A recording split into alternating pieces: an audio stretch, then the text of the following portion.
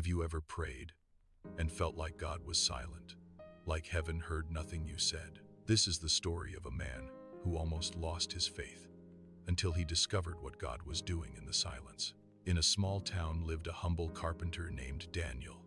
He loved God deeply and prayed every morning before the sun rose. Life was simple, but his heart was full of faith. Daniel believed that God always listened. One year, everything changed. Work stopped coming. Bills piled up. His mother became sick. Every night Daniel prayed harder. Lord, please help me. But nothing changed. Days turned into weeks. Weeks turned into months. And heaven felt silent. Daniel began to wonder, did God forget me? He watched others succeed while his life stood still. One evening, tired and discouraged, he whispered. The next morning, Daniel met an elderly pastor sitting outside a small church. Seeing Daniel's sadness, the pastor said gently, God is never silent. Sometimes he is working where you cannot see. The pastor explained, a seed underground looks forgotten, but it is growing roots before it rises.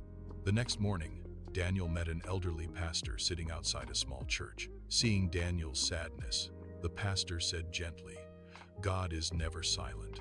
Sometimes he is working where you cannot see. The pastor explained, a seed underground looks forgotten, but it is growing roots before it rises. God, why are you quiet when I need you most? Days later, Daniel received unexpected work from a distant town. The job provided enough money for his family and his mother's treatment. Looking back, Daniel realized something powerful.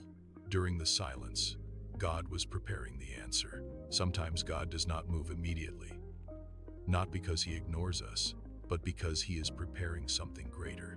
Faith grows strongest in this reflection touched your heart. Subscribe to Inspire Moments Hub for more stories of faith, hope, and inspiration.